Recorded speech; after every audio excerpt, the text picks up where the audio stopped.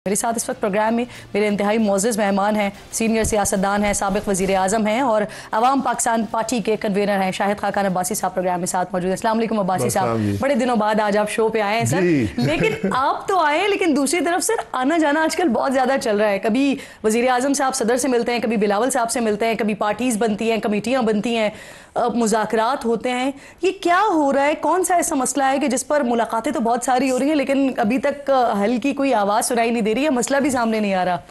ये कोई अवाम का मसला तो नहीं हो सकता ना, उसके लिए तो इतनी तगो अब नहीं करते हैं। किसके लिए हो रही है ये कोई अपनी कुर्सियों की झगड़ा होगा, कुर्सी को खतरा होगा किसी की, यही बात है। ये सारी कुर्सियों की जंग है, इक़्तिदार की जंग है। तो जहाँ से कोई खतरा महसूस होता है तो फिर सब दौड़ना शुरू कर देते हैं। इस वक्त कोई खतरे वाली सिचुएशन लग रही है क्या आपको? सर खतरा ही है कि ना हुकूमत काम कर रही है, ना कोई डिलीवरी है, लोग तंग हैं, मईशत तबाही की तरफ जा रही है, अपोजिशन सड़कों पर है। हर इशू पर आप देख लें, अभी भी मैं आपके दफ्तर नहीं, सड़कें बंद थी जी, अब ये बाहर सड़कें सब बंद हैं। लेकिन सर आज तो वो चहलम की वजह से सड़कें बंद की हुई हैं ना? पता नहीं, सारा आधा इस्लामाबाद बंद है। बहरहाल जो भी वजह है, मुझे पता नहीं क्या वजह है, लेकिन ये मसाइल हैं मुल्क के कि आप मसाइल पर तवज्जो देते नहीं हैं जी। अब सदर वज़ीर-ए-आज़म में उनका मिलने का क्या मतलब है? कोई मुल्क के मामलात के लिए मिल रहे हैं, कोई अपने ज़ाती प्रॉब्लम्स हैं। पंजाब में भी गवर्नर हाउस में भी आज मुलाकात हुई जी। एक जमात है जो इक़्तिदार में तो शामिल है, हुकूमत में शामिल नहीं है, तो उनकी रोज़मर्रा उनकी डिफरेंसेस रहते हैं पॉलिसी के ऊपर जी, तो इसी को सुलझाते रहते हैं। हाँ। तो ये अपने वो कहते हैं हमने हमसे वादा किया था ये फलानी कुर्सियां देंगे, कोई गवर्नरशिप देंगे, आपने नहीं दी, आपने हिस्सा कहा था जी। तो ये हिस्सों की सियासत ज़्यादा देर नहीं चलेगी। आपने कहा सर कि आइन के लिए आप बानिए पाकिस्तान के साथ या बानिए पाकिस्तान तहरीक इंसाफ के साथ या पीटीआई के साथ चलने के लिए तैयार हैं, तो सर अगर वो राजी हो जाते हैं तो फिर क्या लाए अमल होगा? क्या फिर हुकूमत के खिलाफ एहतजाज का रास्ता अपनाया जाएगा, सड़क सियासत होगी या कोई तहरीक चलाएंगे, क्या करेंगे? देखिए, मुझसे ये सवाल किया गया था कि मैं कही आज एक ही रास्ता है आइन पर चलने का जी। तो उन्होंने सवाल किया कि जी अगर इमरान खान साहब आपसे कहें, मैं कहा जो भी आइन पे चलेगा हम उसके साथ हैं, जो भी चलेगा, और अगर किसी और के पास कोई और हल है तो बता दे। नून लीग आइन पे चलना, आज आपके मसाइल का हल सिर्फ आइन के अंदर है और कुछ भी नहीं है।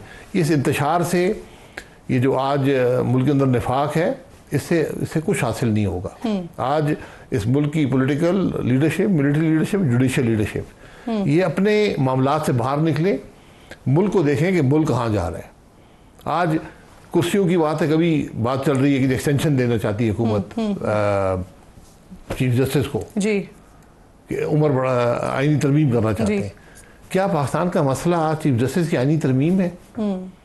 क्या आज मुल्क की अवाम ये इंतजार कर रहे हैं कि कब जस्टिस को साहब को एक्सटेंशन करती है ना सर, अवाम का क्या है? हुकूमत को नहीं, तो फिर अवाम का क्या बनेगा, मुल्क का क्या बनेगा? मैं यही कह रहा हूँ ना कि आपके पास आज एक रास्ता है कि आप जिम्मेदारी से हुकूमत करें, आइन के मुताबिक हुकूमत को लाएं, फिर आगे बात चलेगी। अब्बासी साहब, तहरीक तहफ़्फ़ुज़ आईन पाकिस्तान में शमूलियत की आपको कोई दावत आई है, और अगर आई है तो आप क्या सोच रहे हैं, क्या इख्तियार करेंगे? नहीं, अगर आती है मेरी कोई बात नहीं हुई। देखिए, हम तो अभी हमने जमात बनाई है, दावत आती है तो अभी जमात बनाई है। देखिए, हम बात सबकी सुनने को तैयार हैं जी।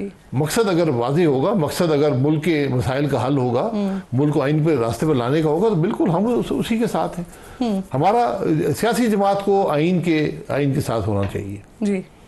आज जो मुल्क के मसाइल हैं उसी लिए पैदा हुए हैं कि हम आइन से दूर चले गए, हमने हर खराबी को बर्दाश्त कर लिया, और आज ना हुकूमत चलती है ना मुल्क चलता है। सही। अब थोड़ा सा आगे बढ़ते हैं सर। जनरल फैज़ वो इस वक्त फ़ौज की तहवील में हैं, उनके खिलाफ करप्शन और पोस्ट रिटायरमेंट इक़दामात की तहक़ीक़ात चल रही हैं, और हुकूमत तो एक मुख्तलिफ बात कर रही है ना। वो कह रही है कि जनरल फैज़ ने बानी के साथ मिलकर 9 मई वाले दिन बगावत की कोशिश की थी।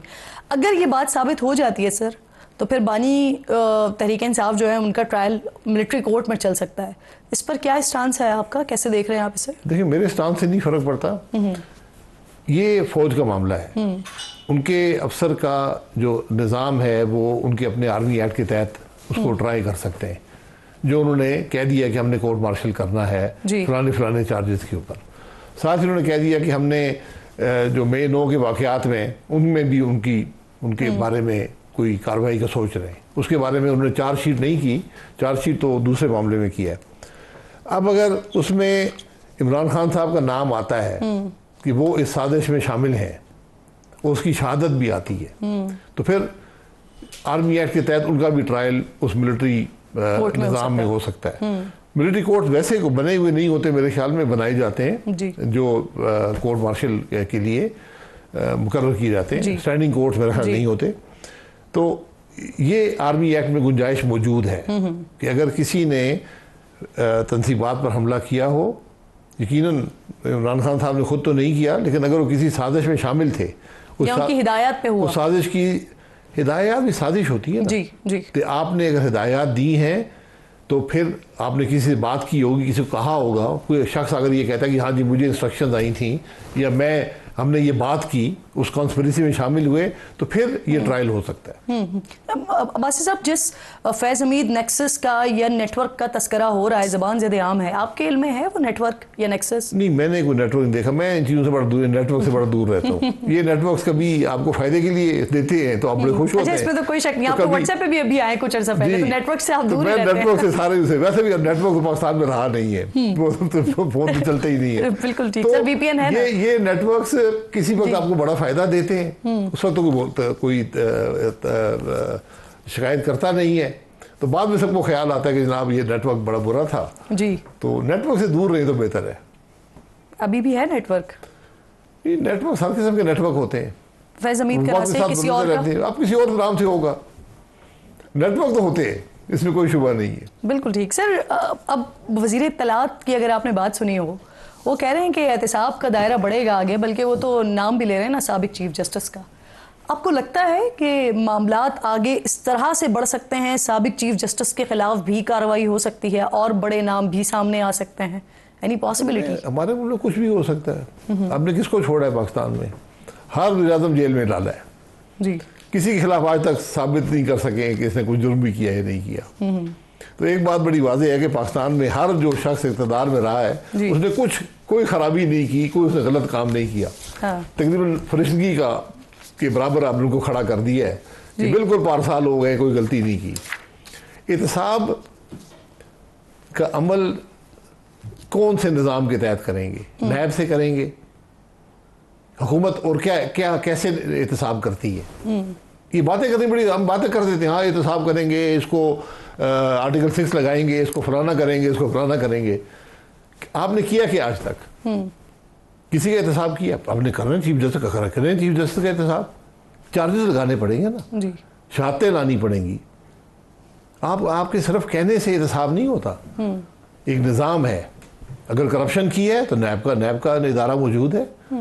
मेरे ख्याल जजेस शायद उसे सही कह रहे हैं सर। टेस्ट केस को हमारे पास कोई भी नहीं है जिसको मिसाल बनाया जाए। आपने अब्बासी साहब तनकीद की, इनफैक्ट मुसलसल कर रहे हैं, जो अभी हालिया इलेक्शंस हुए उस पर। कल सेनेटर कामरान मुर्तज़ा साहब थे प्रोग्राम में साथ मौजूद, तो उनसे जब जनरल फैज़ के हवाले से मैंने बात की तो उन्होंने कहा कि अभी मौजूदा इलेक्शन में जनरल फैज़ ने न सिर्फ PTI के कुछ लोगों की बल्कि मुख्तलिफ पार्टीज़ के कुछ मुख्तलिफ लोग थे जिनके सर पर उनका दस्त शफ़क़त था। आपको अंदाजा है इस बात नहीं, का? आपके इल्म में है? 22-24 के इलेक्शन की बात कर रहे हैं। 24 के इलेक्शन में जहाँ तक मुझे याद है, जनरल फैज़ साहब तो रिटायर हो चुके थे, वो क्या दस्ते शफ़क़त रख सकते थे किसी के हाथ में? ये भी अजीब बात है, एक आदमी रिटायर्ड है, अगर उसने कुछ किया है तो उसके खिलाफ कार्रवाई करें। तो 24 के इलेक्शन में जो कुछ हुआ है वो भी सारा सबके सामने है। सही। सर, आप समझते हैं कि 24 के इलेक्शन में जनरल फैज़ का कोई अमल दखल नहीं था? नहीं, मुझे क्या पता जी, मेरे पास तो कोई सबूत नहीं है कि था या नहीं था। ठीक, तो मैं तो यही कहूँगा, मुझसे राय सर, आपकी राय में क्या होगा? नहीं, राय मैं क्या राय दे सकता हूँ? यहाँ तो इतना अमल दखल था कि उसकी हद ही कोई नहीं है। किसका अमल दखल था मुझे नहीं पता, मैं तो बड़ा दूर रहा हूँ इस इलेक्शन से। सही। मुझे पहले नजर आ रहा था कि ये खराबी का अमल है या तबाही है, और सियासत भी तबाह हो गई जी, ना इज्जत रही, ना शर्म हया रही, सब कुछ खत्म हो गया यहाँ पर इस इलेक्शन में। सर, सेनेटर इरफान सिद्दीकी साहब बड़े पुराने रफीक हैं आपके जी, कह रहे हैं कि जनरल बाजवा जो हैं वो आसिम मुनीर को चीफ नहीं लगाना चाहते थे, आर्मी चीफ, और उन्होंने कहा कि चीफ के लिए जो 5 नाम भेजे हैं उनमें से आसिम मुनीर को छोड़कर किसी को भी लगा दें। मलिक अहमद के मुताबिक वो साहिर शमशाद को चीफ बनाना चाहते थे। आप पार्टी का हिस्सा थे उस वक्त। सेनेटर साहब सही बात कर रहे हैं सर? देखिए, उनके वो बाजवा साहब के उस्ताद थे इरफान सिद्दीकी साहब, बेहतर जानते होंगे। मैं इन कामों में नहीं पढ़ता, लेकिन इस मामले में एक मखसूस वजह से मैं इस काम में मुलव्वस हुआ खुद जी, मुझे किसी ने कहा नहीं। ताकि मैंने ये कहा कि ये मामला जो 2019 में हुआ था एक्सटेंशन वाला, वो मामला फिर यहाँ रिपीट ना हो। ठीक।